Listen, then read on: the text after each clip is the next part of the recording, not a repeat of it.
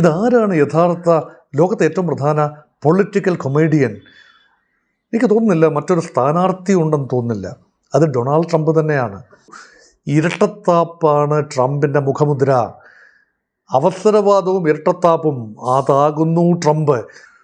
Iran എന്ന മഞ്ഞുകട്ടയിൽ തട്ടിയാവുമോ Trump എന്ന ടൈറ്റാനിക്കിൻ്റെ തകർച്ച? ഡൊണാൾഡ് ട്രംപ് യുഗം ലോകത്തിൻ്റെ പുനഃക്രമീകരണത്തിന് നിദാനമാകും. ഇനിയൊരു ട്രംപ് ലോകത്ത് ഉണ്ടാകാതിരിക്കട്ടെ. ഡോക്ടർ മോഹൻ വർഗീസ്, ഈ ട്രംപിൻ്റെ പ്രവർത്തികൾ, ട്രംപിൻ്റെ നിലപാടില്ലായ്മ പലതവണ നമ്മൾ ചർച്ച ചെയ്തതാണ്. ശരിക്കും ട്രംപിൻ്റെ പ്രവർത്തികളും ചില എടുത്തുചാട്ടങ്ങളുമാണല്ലോ ഈ യുദ്ധം ഇതുവരെ എത്തിച്ചത്.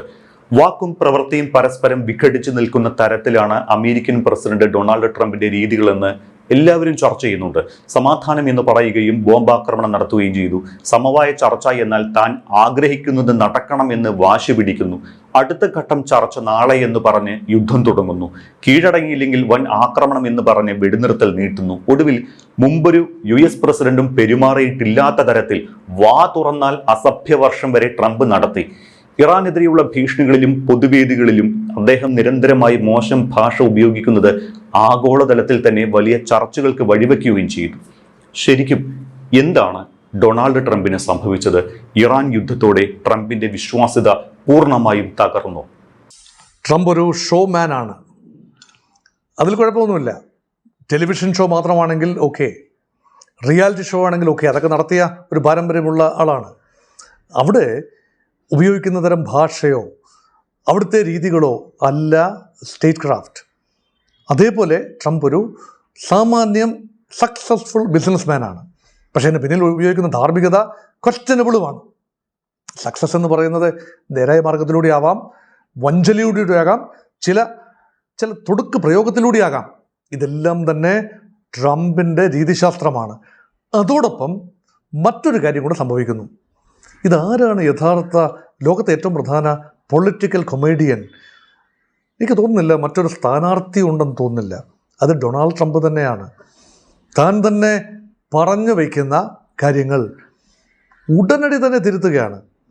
അല്ലെങ്കിൽ ഒരു സങ്കോചവുമില്ലാതെ ഉളുപ്പില്ലാതെ പറഞ്ഞ കാര്യങ്ങൾ അങ്ങ് വിഴുങ്ങുകയാണ്. എന്നിട്ട് താനൊന്നും അറിഞ്ഞില്ലെന്ന് നാട്ടിൽ ധരിക്കുകയാണ്. എത്ര പ്രാവശ്യമാണ് ട്രംപ് പറഞ്ഞത് തങ്ങൾ വെടിനിർത്തുന്നു? എപ്പോഴെങ്കിലും തൻ്റെ വാക്ക് പാലിക്കാൻ കഴിഞ്ഞിട്ടുണ്ടോ?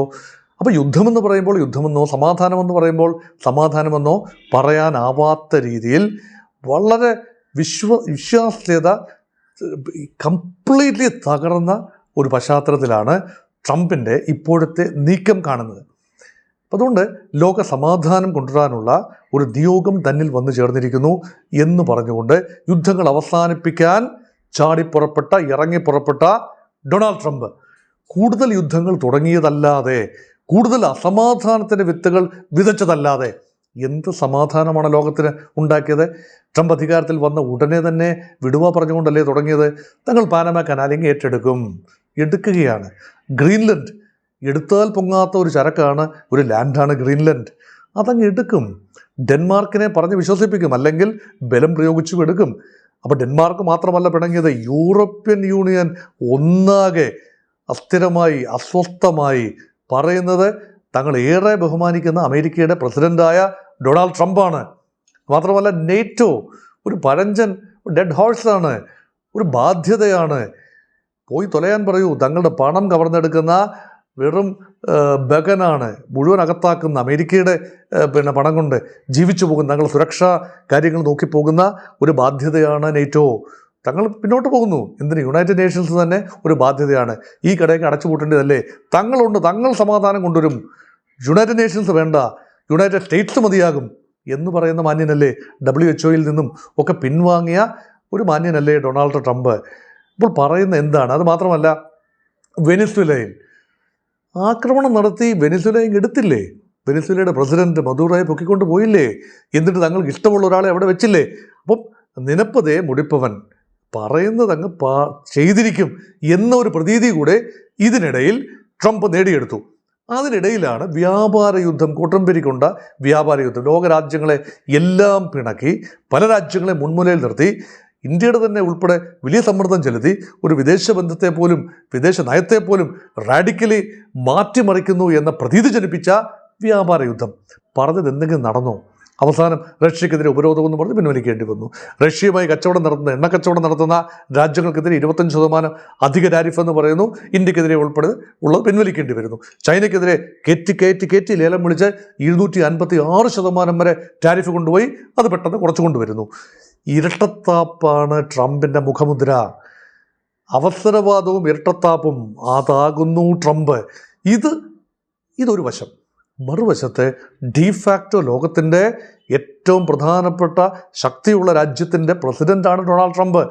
അദ്ദേഹം എത്ര വിടുവ പറഞ്ഞാലും ആ വിടുവായ്ക്കെല്ലാം തന്നെ വിശകലനങ്ങൾ ഉണ്ടാവേണ്ടിയിരിക്കുന്നു. ആ ഒരു പശ്ചാത്തലത്തിൽ വേണം ഇപ്പോൾ ട്രംപിൻ്റെ നിലപാടുകളെ അവലോകനം ചെയ്യാൻ. ഏത് നെപ്പോളിയനും അന്തിമമായി ഒരു വാട്ടർലൂ ഉണ്ടാവും.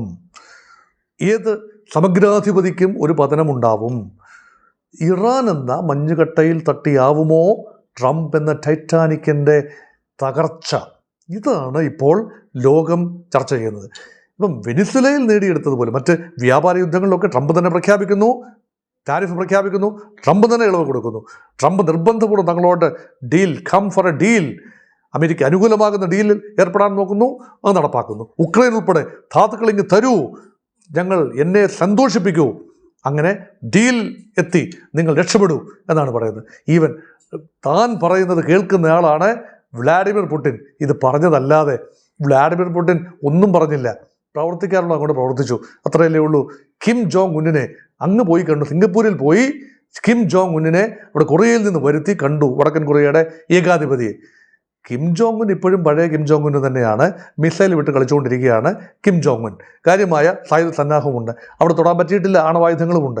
വടക്കൻ കൊറിയ തൊടാൻ പറ്റിയിട്ടില്ല. അപ്പോൾ എന്താണ് ഒരു ക്ലാരിറ്റി ഇല്ലാത്ത ട്രംപിൻ്റെ തന്നെ നിലപാടുകൾ, നയങ്ങൾ? ഒരു ക്ലാരിറ്റിയുമില്ല, ഒരു കൺസിസ്റ്റൻസിയുമില്ല.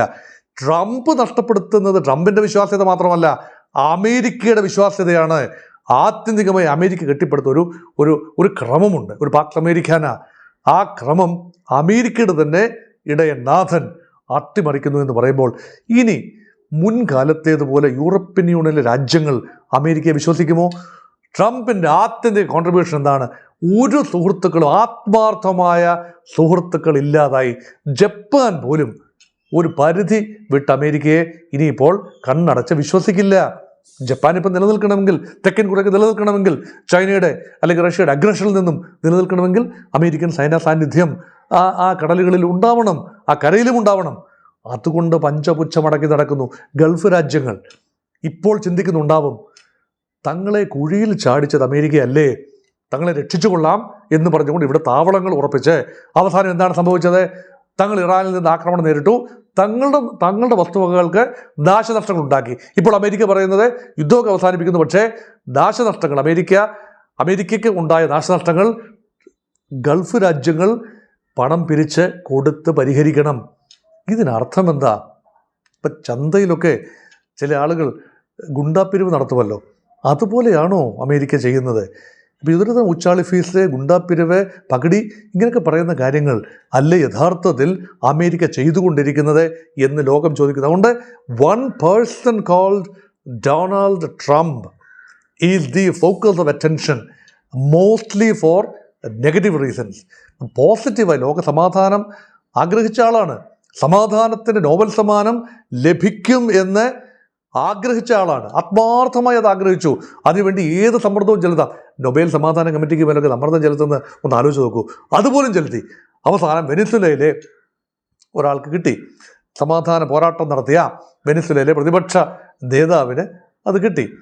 അപ്പം അവരുടെ കയ്യിൽ നിന്നും നാണമില്ലാതെ, ഉളുപ്പില്ലാതെ അത് വാങ്ങിച്ച് തൻ്റെ ഷോക്കേസിൽ വെച്ച് താൻ കാരണമാണ് ഈ സമാധാന സമ്മാനം താങ്കൾ കിട്ടിയത്, അതിരിക്കാൻ ഏറ്റവും ഉചിതമായ ഇടം എൻ്റെ കബോർഡാണ്, തൻ്റെ തന്നെ കബോർഡാണ് എന്ന് പറഞ്ഞ ഒരു മനുഷ്യൻ എങ്ങനെ വിശ്വസിക്കും? ലോകസമാധാനം അദ്ദേഹത്തിന് കൊണ്ടുവരാനാവുമോ? അതുകൊണ്ടാണ് ബദലുകൾക്കുള്ള അന്വേഷണം. ചൈനയും റഷ്യയും മാത്രമല്ല, യൂറോപ്യൻ യൂണിയനും ഇന്ത്യയും ഉൾപ്പെടെയുള്ള രാജ്യങ്ങൾ, ബ്രിക്സ് രാജ്യങ്ങൾ ഉൾപ്പെടെ ബദലുകൾക്ക് വേണ്ടിയുള്ള ലോക വ്യവസ്ഥ തന്നെ മറിയുന്നു. ബദലുകൾക്ക് വേണ്ടിയുള്ള അന്വേഷണത്തിലാണ്. ഒരു കാര്യം കൂടി പറഞ്ഞുകൊണ്ട് ട്രംപിൻ്റെ വിശ്വാസ്യതയെക്കുറിച്ചുള്ള ചോദ്യമായിരുന്നതുകൊണ്ട് ഒരു കാര്യം പറഞ്ഞുകൊണ്ട് അവസാനിപ്പിക്കുന്നു. ഇറാനിൽ നിന്നും ട്രംപ് 2 ആഴ്ച മുമ്പ് ഒരു നാണവുമില്ലാതെ പറയുകയാണ്, ഇറാൻ ജനത തന്നെ ക്ഷണിച്ചു, അവരുടെ ആധ്യാത്മിക നേതാവായി, പരമോന്നത നേതാവായി, ആയത്തുള്ളയുടെ സിംഹാസനത്തിൽ ഇരിക്കാൻ അവരെന്നെ സ്നേഹപൂർവ്വം വിളിച്ചു. ഞാൻ മാന്യനായതുകൊണ്ട് ഞാൻ സമ്മതിച്ചില്ല, ഞാൻ വേണ്ടാന്ന് പറഞ്ഞു. ഞാൻ മഹാമനസ്കനല്ലേ, നിങ്ങൾ തന്നെ ഇരുന്നാൽ മതി, നിങ്ങൾ ആരെങ്കിലും ഇരുത്തിയാൽ മതി, പക്ഷെ ഞാൻ പറയുന്ന ആളെ ഇരുത്തണം. ഞാൻ ഇരിക്കുന്നില്ല, പക്ഷെ ഞാൻ പറയുന്ന ആളെ ഇരുത്തണം. അപ്പം വിടുവായുത്തം, വീൺവാക്കുകൾ നല്ലല്ലോ പറയുക. വീൺവാക്കുകൾ വല്ലപ്പോഴും മാത്രം സംഭവിച്ചു പോകുന്നൊരു കാര്യമല്ലേ, നാക്കുപിഴയല്ലേ വീൺവാക്കുകൾ. ഇത് നിരന്തരം ഇതുപോലെയുള്ള അസംബന്ധങ്ങൾ മാത്രം വായിൽ നിന്ന് വരുന്ന ഒരു വ്യക്തിയായി ഡൊണാൾഡ് ട്രംപ് മാറിയിരിക്കുന്നു. അമേരിക്കയുടെ ഒരു അന്തസ്സാണ് അവിടെ നഷ്ടപ്പെടുന്നത്. അമേരിക്കൻ ജനത ഇതിന് റെസ്പോൺസിബിൾ ആണോ എന്ന് ചോദിച്ചാൽ, ട്രംപിൻ്റെ മെയ്ക്ക് അമേരിക്ക ഗ്രേറ്റ് അഗെയിൻ എന്നത് അമേരിക്കൻ ജനത വിശ്വസിച്ചതുകൊണ്ടാണല്ലോ അധികാരം കൊടുത്തത്. അമേരിക്ക പറയുന്നു അമേരിക്ക ജനാധിപത്യമാണെന്നാണല്ലോ. അങ്ങനെയെങ്കിൽ ഘടനകളിലൂടെ ട്രംപിനെ കയറൂരി വിടാതെ എത്രയും പെട്ടെന്ന് നിയന്ത്രിക്കുന്നത് അമേരിക്കയുടെ തന്നെ ആത്യന്തികമായ താല്പര്യത്തിന് അനുരൂപമാകും. അതുകൊണ്ട് ഡൊണാൾഡ് ട്രംപ് യുഗം ലോകത്തിൻ്റെ പുനഃക്രമീകരണത്തിന് നിദാനമാകും എന്നതാണ് പൊതുവെ വിശ്വസിക്കപ്പെടുന്നത്. ഒരു റീഗ്രൂപ്പിംഗ് ആവശ്യമായി വരും. ഇനി അമേരിക്കയ്ക്ക് ഒരിക്കലും മുൻകാല അമേരിക്കയാകാനാവില്ല. എന്തെങ്കിലും ക്രെഡിബിലിറ്റി അവശേഷിച്ചിട്ടുണ്ടെങ്കിൽ അത് നഷ്ടപ്പെട്ടിരിക്കുന്നു.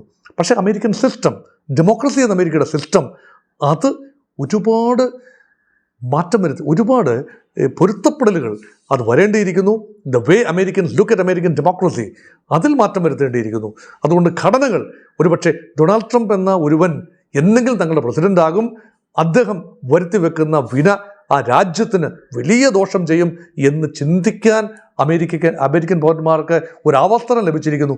ഭാവിയിൽ ഇതുപോലെയുള്ള അസംബന്ധ നാടകങ്ങൾ ഉണ്ടാകാതിരിക്കാൻ ഒരുപക്ഷെ അമേരിക്കയുടെ ജനാധിപത്യ ബോധമുള്ള അമേരിക്കയുടെ 35 കോടി ആളുകൾ ഒരുമിച്ച് വിചാരിക്കേണ്ട ഒരു സമയത്താണ് ജീവിക്കുന്നത്. കാരണം ഈ ലോകം ഉണ്ടാവണം, ഈ ലോകം സുഗമമായി മുന്നോട്ട് പോകണം, അമേരിക്കയ്ക്ക് ഒരു വലിയ ശക്തിയായി നിലനിൽക്കാൻ കഴിയട്ടെ. പക്ഷെ മറ്റുള്ള രാജ്യങ്ങൾക്കും, ഇറാൻ ഉൾപ്പെടെയുള്ള രാജ്യങ്ങൾക്ക് അസ്തിത്വമുണ്ടാകണം, നിലനിൽക്കാൻ കഴിയണം.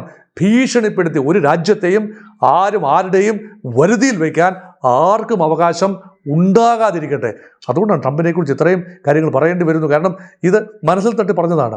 ഡൊണാൾഡ് ട്രംപ് വരും, എല്ലാം ശരിയാകും എന്നിവിടെ ചിന്തിച്ച, ഇന്ത്യക്കുള്ളിൽ നിന്നുകൊണ്ട് ചിന്തിച്ച പലരുമുണ്ട്. ഇന്ത്യ അമേരിക്ക സൗഹൃദം തഴച്ചു വളരും. നമുക്ക് കിട്ടിയത് ആരെയാണ്? അമേരിക്കൻ പ്രസിഡന്റ് ഡൊണാൾഡ് ട്രംപും ഇന്ത്യൻ പ്രധാനമന്ത്രി നരേന്ദ്രമോദിയും തമ്മിലുള്ള ഊഷ്മളമായ ബന്ധത്തെക്കുറിച്ചൊക്കെ എത്രയോ പ്രിന്റ് നമ്മൾ അടിച്ചിറക്കിയതാണ്, എത്രയോ ടെലി ഡിബേറ്റ്സ് നടന്നതാണ്. എന്നിട്ട് എന്തായി? വെറും പച്ച കച്ചവടക്കാരൻ, വെറും ട്രാൻസാക്ഷണൽ ബിസിനസ്സുകാരൻ, അന്താരാഷ്ട്ര കോമാളി. ഈ രീതിയിലാണ് ഡൊണാൾഡ് ട്രംപ് ഇപ്പോൾ നിൽക്കുന്നത്. ഇന്ത്യ പക്ഷേ വളരെ ശ്രദ്ധയോടുകൂടി പെരുമാറേണ്ട കാര്യമാണ്.